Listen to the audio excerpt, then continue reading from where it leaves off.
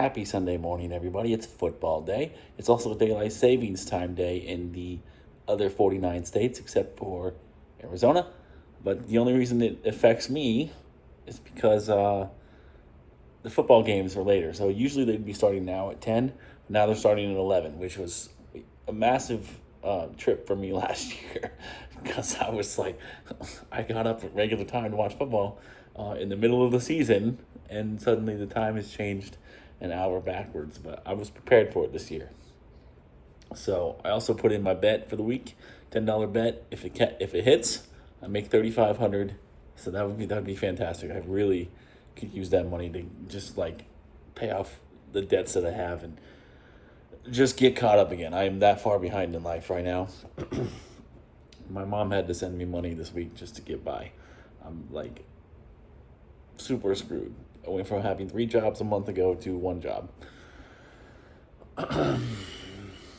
But yeah, I'll post my bet later. I don't want to post it now because I don't want anybody to try and steal my thunder. Even though the odds were decreasing in the midst of when I was placing it, so they're probably lower now. So you're not, if you place the same $10 bet that I placed, you will not make as much money as I make if I hit. So whatever. But I'm still gonna post it later. Maybe I won't post it at all. Maybe superstition here because it didn't work for me last week. Didn't hit last week. Only one of my 4 parlays hit. This time I got a 5-pick parlay. I'm obviously hoping all 5 hit because you don't win anything for 4. So I don't know. There's other bets I wanted to place too. I didn't want my parlay to get too big, but I didn't want it to be too small either because I want to win some money. It's just frustrating because I do like the research on this stuff. I follow this stuff. I know what the hell I'm talking about when it comes to football, but it's like anytime I bet, anytime throughout my life, anytime I bet, anytime I'm like super certain of something, it doesn't happen. And it's very frustrating. It makes me feel stupid. It makes me feel like I'm stupid. I know I'm not stupid, but that's how it makes me feel. I also don't like being wrong. Like that runs in my family. But I think I have the most mellow version of it than my uncle and my brother and stuff like that. I think I'm definitely got the most mellow version of it, but it still irks me when I'm wrong. Anyways, let's get to the review. Let's talk about Begonia today. This movie was super fun. I really enjoyed this movie. Like, it's not very often that I leave a movie theater with just a massive smile on my face, and I know that I talked about that occurring in another recent movie. I don't remember which one it was. It was probably Good Fortune or something. But this movie, it took a little while. Like, I knew it was gonna be interesting. Like, you could just tell the trailer made it look like it was gonna be super interesting, and it was. It was never not interesting. It just took a little while to kind of get into the. It took a little while for the story to kind of develop, and once it did, though, once it took off, it was like, this is a trip. Like, this was definitely the most creative movie of the year. I don't know if it's gonna win any. Like, it might win some like best original screen. It might best original screenplay. It should probably get a nomination. Jesse Plemons should probably get some love for best actor because this was like, he's always been a good actor, but he's always been kind of a bit guy. He's never really been like a lead. And this movie is kind of like him, Emma Stone, and Yorgos Lanthimos have been working together for the last few years and making movies together. This is kind of the first movie where it kind of was the Jesse Plemons show and not the Emma Stone show. Jesse Plemons kind of took that lead role and carried the movie, and he did a great job. I think he deserves some Oscar love for that. Emma Stone was great, as she always is. Like there's Emma Stone is just like she's a fantastic actress, and I've always thought she was pretty. But there's times where she's like, I don't know, she's kind of a I mean, I'm not trying to insult her here, but she's a weird looking woman. Even though I do think she's very attractive, she's a strange, different looking woman. And so like there's some times where she looks really, really great, and there's other times where she looks like I don't know. I don't know how to explain it. I should probably just not even have talked about it, not even brought it up, because I know that I'm not the best looking dude, and so it's like, why should I be talking about other people's looks? I want to reiterate that I think Emma Stone is very attractive. She's a very beautiful woman, but she's just got a different look, and I don't know how to explain it, but you guys hopefully will understand what I'm trying to say. I'm not trying to be offensive. And this movie, her different look worked for her because she's the plot of the movie is that she is suspected of being an alien by these two weirdos who kidnap her and keep her captive in their house, and they interrogate her because they want to broker a peace between the alien tribe, I guess, that she belongs to, and humans, because they're very, it's really kind of just one guy. The second guy is kind of just along for the ride. Jesse Plemons is kind of just convinced that she's an alien. He's little, clearly a little mentally unstable, and you kind of figure that out. Like, I mean, obviously you figure it out pretty early, but like you kind of just see the sheer scale of how mentally ill he truly is throughout the length of the movie, and like how far down this rabbit hole, I guess you could say, that he's gone, and he's not coming back, and so he's not coming back from it, and it's just it's a very interesting movie. Like, I guess you could say it's a little slow,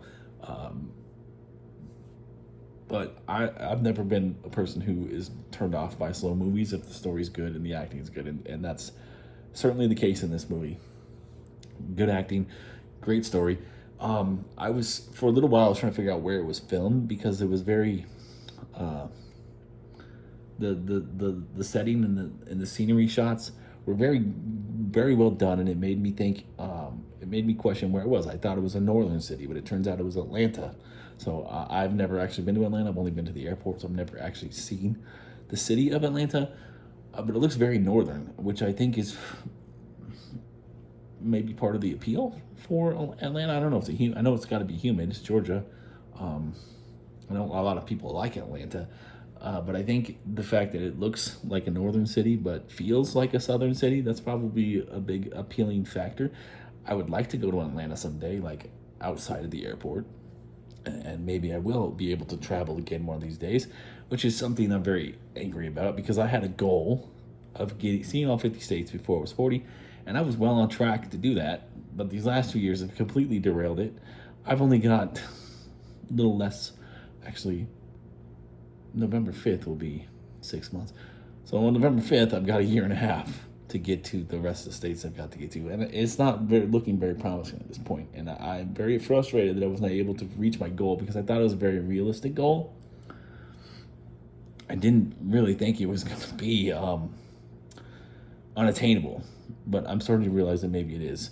And it makes me very angry, because it's not like I'm trying to see the whole entire freaking world before I'm 40. I'm just trying to see the country that I live in.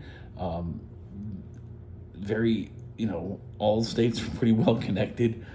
They're relatively cheap to fly to these places, especially the states that I haven't really been to yet. Those are kind of going to be the cheapest ones. And it's like I should be able to accomplish this goal. And I'm very frustrated with the fact that I've worked so hard in the last 2 years.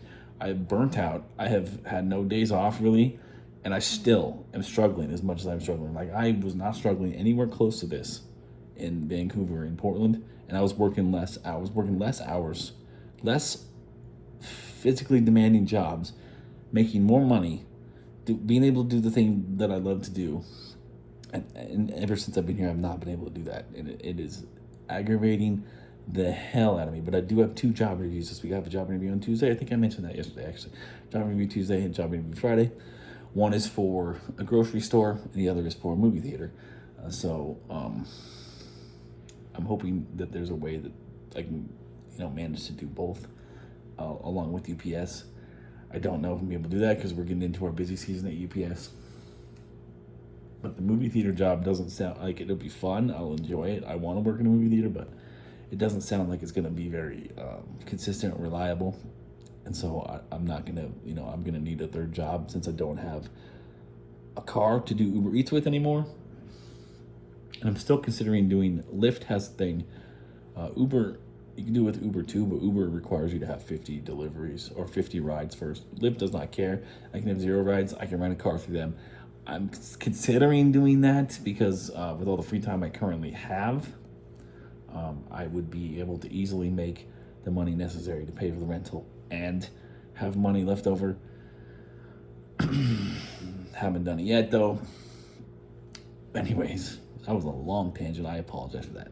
BUGONIA, fantastic movie, definitely worth going to the theater for, and I can't believe it took me till 11 minutes, but the ratings, Rotten Tomatoes has it at 86%, Fandango had it at 83%, Letterboxd had it at 4 out of 5, and IMDb had it at 7.7 out of 10, so everybody's loving this movie. I love this movie. Like I said, I left the theater with a smile on my face. Like, the ending was so... I'm not going to say it was unpredictable. But it wasn't predictable, but it wasn't unpredictable. It was just cool. The ending was cool. The movie was cool, well done, very creative, very original, which is something that Hollywood has sorely been lacking, is original content. This movie's definitely worth going to the theater for. This is the kind of movie that the movie theater experience exists for. So I recommend that if you do want to see this movie, go see this movie. Most theaters, I'll tell you again, most theaters have a discount day on Tuesday. So if you would like to go see this movie, and you want to take your kids, because I think there's no nudity in this movie. There's a couple scenes of like maybe overly gruesome violence. I don't know. Parent your kids how you want to parent your kids. This is a good movie. Tuesday would be a great time to take your family or yourself or your husband, boyfriend, wife, girlfriend, whatever, to the movie theater and watch BUGONIA, because I think you would really enjoy it, and it's worth your money. It's worth your time. It's only like 2 hours. It's a nice escape from reality for a while for those of you who, are having a hard time or trying to, maybe quit smoking or something. This is a 2-hour escape from your life to go to the theater. So go watch BUGONIA. If you don't watch it in theaters, definitely catch it when it hits streaming. And I will not be surprised to see this movie winning some awards come Oscar season. So peace, love, and nacho fries. Gonna get ready to watch 7 hours of Red Zone football. It's not commercial free anymore, unfortunately, but the commercials, there's only like 2 or 3. They're like 10, 15 seconds long. They don't really interrupt the football, so I don't really care about them that much. I just hope that they don't continue to add more commercials throughout the years that interrupt the games, because that's going to piss me off and it's going to piss every consumer off. So they're walking a fine line right now, but for now, the ads that they have are acceptable. So the NFL just needs to keep it where it is, or if they're going to add more ads, it needs to not be during the highlights that we're watching, because the highlights that we're watching Red Zone for are big moments of the game. People don't really want to miss them because Geico wants to put one of their 26,000 fucking ads on TV, because the insurance companies clearly don't make enough money already, right? Anyways, y'all have a good day. Enjoy your Sundays. Wish me luck on my job interviews. Wish me luck on my bet. And let's hope things get better for me and stay good for all of you. Have a nice week.